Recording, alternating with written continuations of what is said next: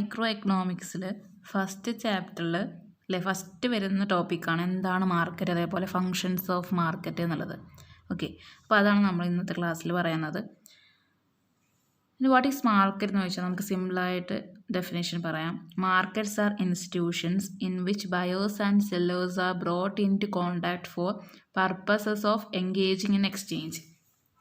ഇപ്പോൾ സാധനങ്ങൾ എക്സ്ചേഞ്ച് ചെയ്യാൻ വേണ്ടിയിട്ട് ബയേഴ്സും സെല്ലേഴ്സും ഒരുമിച്ച് വരിക. ആ ഒരുമിച്ച് വരുന്ന ഇൻസ്റ്റിറ്റ്യൂഷൻസിനെയാണ് എന്ത് പറയുന്നത്? മാർക്കറ്റ് എന്ന് പറയുന്നത്.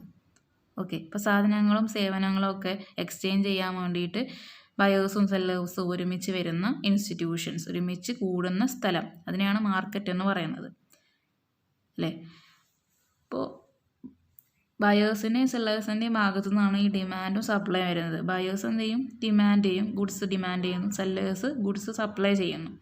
ഓക്കെ, അപ്പോൾ അങ്ങനെ ആ ഡിമാൻഡും സപ്ലൈക്കും അടിസ്ഥാനമാക്കിയിട്ടാണ് പ്രൈസിനെ തീരുമാനിക്കുന്നത് അല്ലേ. Prices are formed in the markets through the interactions of the demand by consumers for goods and services and supply of goods and services offered by firms.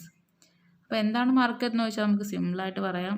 It is a place or an institution in which buyers and sellers are coming together in order to exchange goods and services. Okay. So next we move on to functions of market. ഇവിടെ ഒരു 5 major functions ആണ് കൊടുത്തിട്ടുള്ളത്. First function market sets value, second the market organises production, third the market distributes the product, fourth the market rations and fifth market provides for future. അപ്പോൾ market sets values എന്ന് പറഞ്ഞാൽ ഒരു market എക്കോണമിയിൽ എന്താണ്? പ്രൈസാണ് measure of value ആയിട്ട് ഉപയോഗിക്കുന്നത്. Okay, അപ്പോൾ ഗുഡ്സും സർവീസസും അല്ലെങ്കിൽ റിസോഴ്സസും ഒക്കെ എക്സ്ചേഞ്ച് ചെയ്യുന്നത് ഈ ഒരു പ്രൈസിൻ്റെ ബേസിലാണ്, പ്രൈസ് അടിസ്ഥാനമാക്കിയിട്ടാണ് അല്ലേ. അപ്പോൾ മാർക്കറ്റ് ട്രാൻസാക്ഷൻസ് നടത്തണമെന്നുണ്ടെങ്കിൽ അതിൻ്റെ വില അറിയണം. അപ്പോൾ ഈ വില സെറ്റ് ചെയ്യുക, വില തീരുമാനിക്കുക എന്നുള്ളത് എവിടെയാണ് നടക്കുന്നത്? മാർക്കറ്റിലാണ് നടക്കുന്നത്. അപ്പോൾ മാർക്കറ്റിൽ എത്രയുണ്ട് സപ്ലൈ ഉണ്ട് അല്ലെങ്കിൽ എത്ര ഡിമാൻഡ് ഉണ്ട് എന്നതിൻ്റെ അടിസ്ഥാനമാക്കിയിട്ടാണ് പ്രൈസ് തീരുമാനിക്കുന്നത്. അതുകൊണ്ട് തന്നെ മാർക്കറ്റാണ് വാല്യൂ സെറ്റ് ചെയ്യുന്നത് നമുക്കിപ്പോൾ പറയാൻ പറ്റും. അപ്പോൾ ഫസ്റ്റ് ഫംഗ്ഷനായിട്ട് പറയുന്നത് market sets value. Then second market organises production. അതായത് എഫിഷ്യൻറ്റ് മെത്തേഡ് ഉപയോഗിച്ചിട്ടാണ്, നല്ല എഫിഷ്യൻറ്റ് മെത്തേഡ് ഏതാണോ അതിനെ അടിസ്ഥാനമാക്കിയിട്ടാണ് എന്ത് ചെയ്യുന്നത്? ഗുഡ്സ് ആൻഡ് സർവീസസ് പ്രൊഡ്യൂസ് ചെയ്യുന്നത് അല്ലേ. എഫിഷ്യൻറ്റ് മെത്തേഡ് നോക്കിയിട്ട്, പ്രൊഡക്ഷന് വേണ്ടിയിട്ടുള്ള എഫിഷ്യൻറ്റ് മെത്തേഡ് നോക്കിയിട്ടാണ് പ്രൊഡ്യൂസേഴ്സ് ഏത് മെത്തേഡാണ് ഉപയോഗിക്കേണ്ടത് നോക്കുക അല്ലേ. പ്രൊഡ്യൂസിങ് ഗുഡ്സ് ആൻഡ് സർവീസസ് നടക്കുന്നത്. The method of production that minimises cost per unit of output is the most efficient method. ഈ മോസ്റ്റ് എഫിഷ്യൻറ്റ് മെത്തേഡ് എന്ന് പറഞ്ഞാൽ എന്താണ്? കോസ്റ്റ് മിനിമൈസ് ചെയ്തുകൊണ്ട് ഔട്ട്പുട്ട് പ്രൊഡ്യൂസ് ചെയ്യുക, അതാണ് മോസ്റ്റ് എഫിഷ്യൻറ്റ് മെത്തേഡ് എന്ന് പറയുന്നത്. ഇപ്പോൾ മാർക്കറ്റ് എന്ത് ചെയ്യുന്നു? പ്രൊഡക്ഷനെ ഓർഗനൈസ് ചെയ്യുന്നു എന്നുള്ളതാണ് സെക്കൻഡ് ഫംഗ്ഷനായിട്ട് പറയുന്നത്. ഇപ്പോൾ തേർഡ് ഫംഗ്ഷൻ പറയുന്നത് the market distributes the product. മാർക്കറ്റാണ് പ്രൊഡക്റ്റ് ഡിസ്ട്രിബ്യൂട്ട് ചെയ്യുന്നതല്ലേ. അതായത് ഒരു എക്കോണമിയിലുള്ള ആളുകളുടെ ഇടയിൽ ഗുഡ്സ് ആൻഡ് സർവീസ് എത്തിക്കണം എന്നുണ്ടെങ്കിൽ മാർക്കറ്റ് എന്ന് പറയുന്ന ഒരു പ്ലേസ് വേണം. അപ്പോൾ മാർക്കറ്റാണ് പ്രൊഡക്റ്റ് ഡിസ്ട്രിബ്യൂട്ട് ചെയ്യുന്നതെന്ന് പറയാം. അപ്പോൾ പർച്ചേസിങ് പവറിനെ അടിസ്ഥാനമാക്കിയിട്ടായിരിക്കും, അതിൻ്റെ ബേസിലാണ് എന്ത് ചെയ്യുന്നത്? കൺസ്യൂമേഴ്സ് സാധനങ്ങൾ വാങ്ങുന്നത്. എന്താ പർച്ചേസിങ് പവർ എന്ന് പറഞ്ഞാൽ? സാധനങ്ങൾ വാങ്ങാനുള്ള കഴിവ് അല്ലേ. അതായത് നമ്മുടെ കയ്യിൽ എത്ര ഉണ്ട്, എമൗണ്ട് ഉണ്ട് എന്നതിൻ്റെ അടിസ്ഥാനമാക്കിയിട്ടാണ് നമ്മൾ പർച്ചേസിങ് പവർ നിൽക്കുന്നത്. അപ്പോൾ കൂടുതൽ പർച്ചേസിങ് പവറുള്ള ആളുകൾ എന്ത് ചെയ്യും? കൂടുതൽ കൺസ്യൂം ചെയ്യും അല്ലേ. അപ്പോൾ കൂടുതൽ പർച്ചേസിങ് പവർ എവിടെ നിന്നാണ് കിട്ടുന്നത്? ഒന്നെങ്കിൽ കൂടുതൽ പ്രൊഡക്ഷൻ ചെയ്യാൻ കഴിയുന്നത്, അതായത് മോസ്റ്റ് പ്രൊഡക്റ്റീവ് ആയിട്ടുള്ള ആളുകൾക്ക് കൂടുതൽ കിട്ടും, അല്ലെങ്കിൽ ഈ പ്രൊഡക്റ്റീവ് റിസോഴ്സസ് കൂടുതൽ ഓൺ ചെയ്യുന്ന ആളുകൾക്കും കൂടുതൽ പൈസ ഉണ്ടാവും അല്ലേ. ഇപ്പോൾ എനിക്ക് കൂടുതൽ നല്ല കപ്പാസിറ്റി ഉണ്ട് വർക്ക് ചെയ്യാനാണെന്നുണ്ടെങ്കിൽ അതിനെ അടിസ്ഥാനമാക്കിയിട്ടാണ് വേജ് തരണമെന്നുണ്ടെങ്കിൽ എനിക്ക് കൂടുതൽ പർച്ചേസിങ് പവർ ഉണ്ടാവും. ഇനി ഒരാൾ കൂടുതൽ പ്രൊഡക്റ്റീവ് റിസോഴ്സസ് ഓൺ ചെയ്യുകയാണെന്നുണ്ടെങ്കിൽ അത് അയാൾക്ക് സ്വന്തമായിട്ടുണ്ടെന്നുണ്ടെങ്കിൽ അയാൾക്കും കൂടുതൽ പർച്ചേസിങ് പവർ ഉണ്ടാവും അല്ലേ. അതായത് എന്താണ് ഫാക്ടർ പേയ്മെൻറ്റ്സ്? ഇപ്പം ലേബറിന് കിട്ടുന്ന ഫാക്ടർ പേയ്മെൻറ്റ് എന്ന് പറഞ്ഞ വേജ് അല്ലേ. അപ്പോൾ ഫാക്ടർ പേയ്മെൻറ്റ്സ് കൂടുതൽ ഷെയർ ഉണ്ടെന്നുണ്ടെങ്കിൽ അവർക്ക് എന്ത് ചെയ്യാൻ പറ്റും? ഗുഡ്സ് ആൻഡ് സർവീസ് പ്രൊഡ്യൂസ് ചെയ്യുന്ന ഗുഡ്സ് ആൻഡ് സർവീസസ് കൂടുതലായിട്ട് വാങ്ങാൻ കഴിയും. ഓക്കെ, അതാണ് മാർക്കറ്റ് ഡിസ്ട്രിബ്യൂട്ട്സ് ദ പ്രൊഡക്റ്റ് എന്നുള്ള രീതിയിൽ പറയുന്നത്.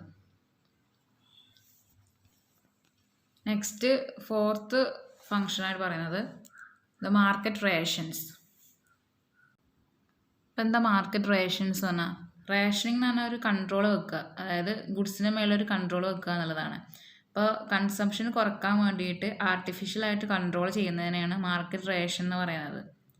Okay, next fifth one, the market provides for future.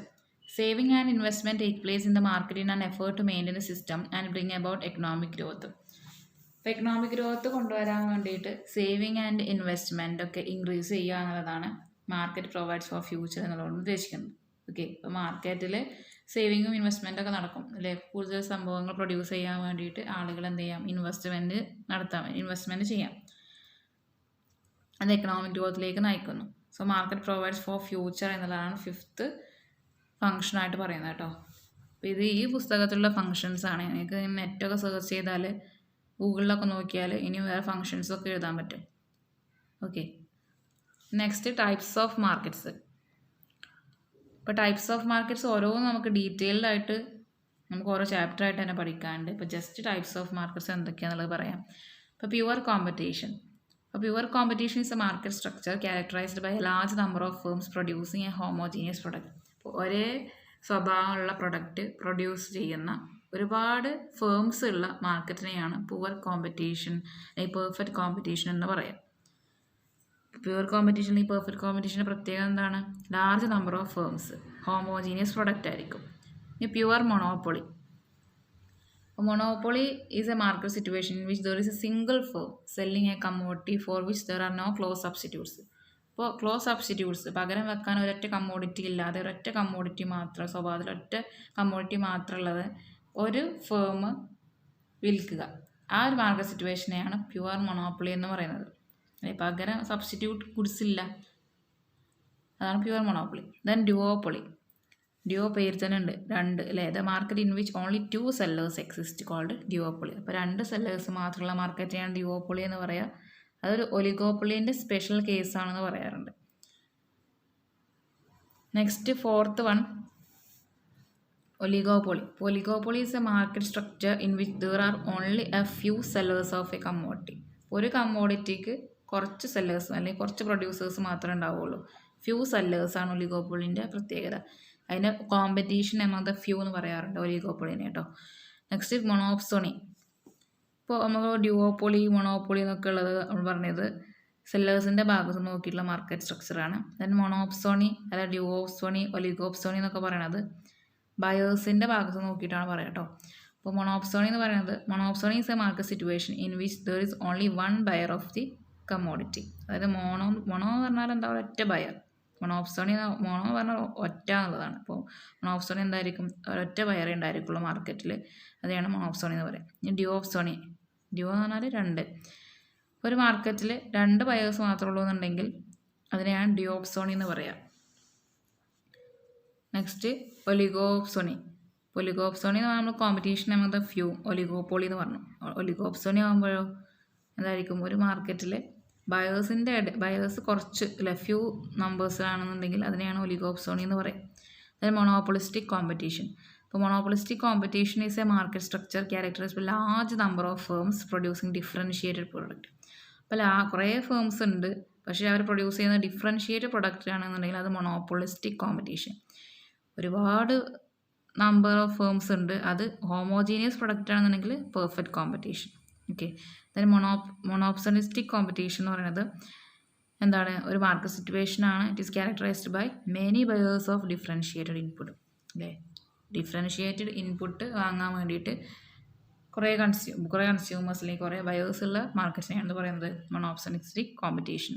Okay, അപ്പോൾ ഇത്രയാണ് കേട്ടോ നമ്മൾ ഇന്നത്തെ ക്ലാസ്സിൽ ചെയ്യുന്നത്. എന്തൊക്കെയാണ് മാർക്കറ്റ്, എന്താണ് functions of market, types of market. Okay, that's all. ഇനി ഇതിനൊക്കെ നമ്മൾ ഡീറ്റെയിൽഡ് ആയിട്ട് ഓരോ ചാപ്റ്ററിൽ പറയാം കേട്ടോ. ഇനി മാർക്കറ്റ് സ്ട്രക്ചർ എന്താണെന്ന് പറയാറുണ്ട്. അപ്പോൾ അതിൻ്റെ കൂടെ നമുക്ക് ഇതിനൊക്കെ കുറച്ചും കൂടി ഡീറ്റെയിൽഡ് ആയിട്ട് ഓരോ ചാപ്റ്ററായിട്ട് തന്നെ പഠിക്കാനുണ്ട്.